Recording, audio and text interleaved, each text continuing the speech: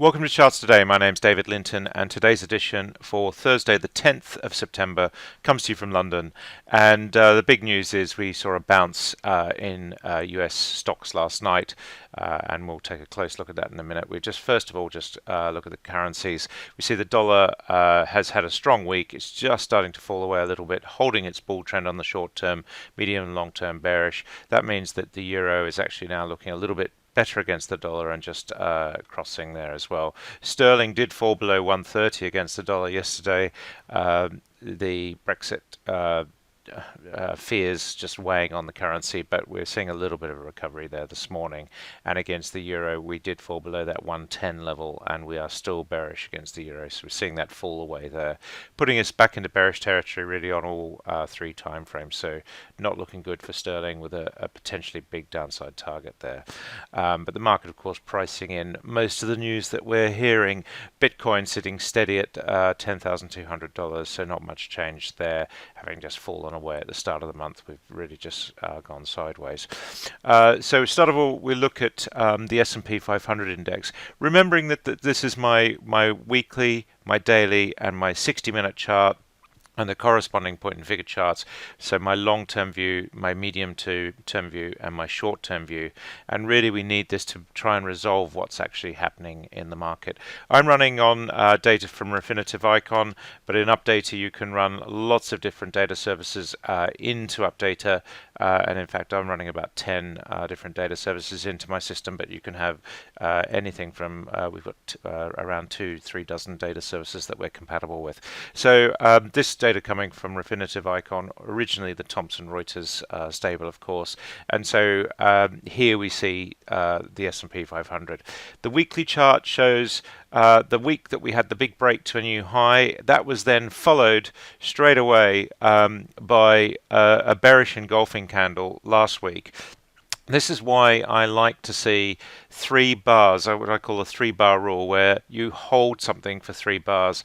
This just stops the ability to just spike above the resistance or support levels and then pull back. So I really want to see these 3 bars to be sure that we've got a breakout. And so that's played out here, where we've only really had that 1 bar, and then we've come back with that bearish engulfing bar.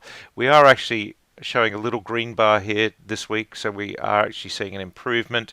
The big falls actually were last week, and yesterday's move reversed a lot of this week's falls. So that's really all that's done. And we see here more on the daily chart, we had the big moves, remembering we had the holiday this week. So this was Tuesday and Wednesday, down on Tuesday, and then up on yesterday. So we're just seeing how that looks in terms of the daily chart, but it's the 60-minute chart that we really see the thrills and spills of the market. And so here we saw the fall away on Thursday, Friday last week, and then we saw a little bit of a bounce yesterday. That's the bounce. And so this has put us into bearish territory below the cloud on the short-term chart, and that's the first time that's happened really since June. So the key thing is we are just in short-term bear mode even after yesterday's move. Yesterday's move has given us an upside potential for around 6% higher, but we need to now go above the high that we saw yesterday. The downside target is still there, and so that is hanging over us on the 60-minute chart. So we can still go either way on this chart, but we're in bearish frame of mind because we're below the cloud. If we look at the 0.5% point and figure chart, what's interesting here is we've got a downside target some 14% lower than here. Yesterday's move has locked this column, has locked the potential downside, so that's quite key. If we make a new low, lower than the lows that we saw the day before yesterday, that will point us towards this downside target. The upside target, if we want to break to new highs, will be activated. But the key thing is, will we make a lower low? Will we go lower than this level? This is the key thing. Whether this is a correction or whether this is a collapse will be decided by the lower low. So that's what we have to watch for. And on the 1% chart, we haven't yet locked this downside column, and that has a potential there of around 13% as well.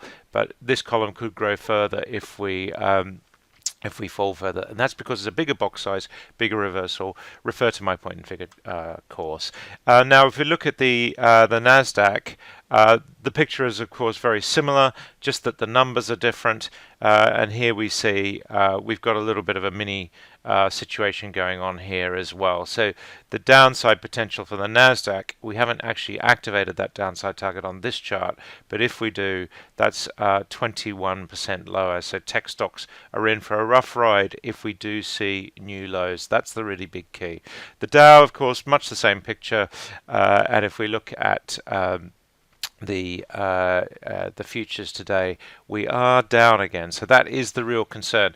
The Nasdaq was up around 3% yesterday. We've got on the S&P we're down 0.7%. On the Nasdaq E-mini we're down 1%. So this is just a little bit worrying. If we make new lows today, we're activating those downside targets. This is the difference between a correction and a collapse. Of course, a collapse is probably what we define as more than a 20% fall. So that's the definition, if you like, at the top of a bear market. So futures are looking pretty bearish today, and it does suggest we're going to go lower. The VIX volatility has kicked up. We're back into bullish territory on the short term. We see that VIX picking up, and nothing like we saw in the height of the coronavirus crisis, but we have seen that pick up in the volatility, so that's really quite key. And that has got traders a little bit worried as well, the fact that we've just picked that up over the last week. And the futures in the UK, we're down 1% on the FTSE future, and those US futures weighing heavily on markets. We're seeing the DAX down 0.25%, down 0.25%. So it was starting to get quite near making new highs, but just falling away there. And if we look at the cash market, we're not down as heavily, but the sentiment is changing back to bearish based on those US futures today, and the CAC Current down 0.5%. Japan was actually up 1.2% overnight, so it actually has looked a little bit better, but of course it was on the back of that US recovery. It hasn't yet had sight of the futures, so it will be interesting to see what happens based on the US moves today. Hang Seng was down 0.2%, and China was down by a similar amount. So we are actually just seeing China in bear mode here in the short-term chart.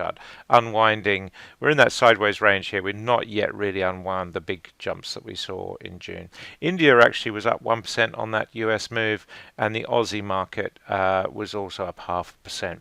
If we take a look at commodities, gold actually did better yesterday, and we're seeing here, and the weaker dollar also helping there. We're back into bullish short-term territory, and of course the long-term charts are looking fantastic. We've got a situation playing out here.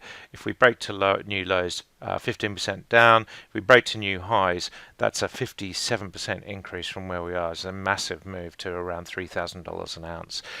Silver sitting at $27, also into bullish territory. Precious metals, of course, looking quite good. US bond yields sitting fairly steady. And of course, you can go and do the same analysis that we did on the S&P 500 index on all of the tech majors. So we see Apple, we see Amazon. So all of these stocks will show similar characteristics as to the index. Amazon 20% downside if we make new lows. We're seeing that showing up in both charts. So, but we still do have the upside target. So we really are in that decision mode. Taking a look at the energy mix now, we've got Brent crude this morning down just under 0.3%. We're in bearish mode here below the cloud. And if we look at the daily chart, that shows up how we've fallen out of that range. We were really stuck as to which way we were going. Is this a consolidation or we're rolling over? Now we're seeing we're rolling over. This is set a downside target here of $30. If we break to new lows, go lower than this level, we're activating that downside target. So that's quite key. We've got a downside target here of 39 and an upside of 42. So we've got to watch to see how this plays out on the 1 minute charts. These are the very short term charts indeed. No surprises that WTI has a similar picture. And if we look at US nat gas, that's falling back as well, sitting at $2.40. So that's quite key too. Just last of all, we've got emissions. They're up just under 1%. And if we look at German power, we're up just under 1% here as well. That's it for today. Until tomorrow, happy charting. See you then.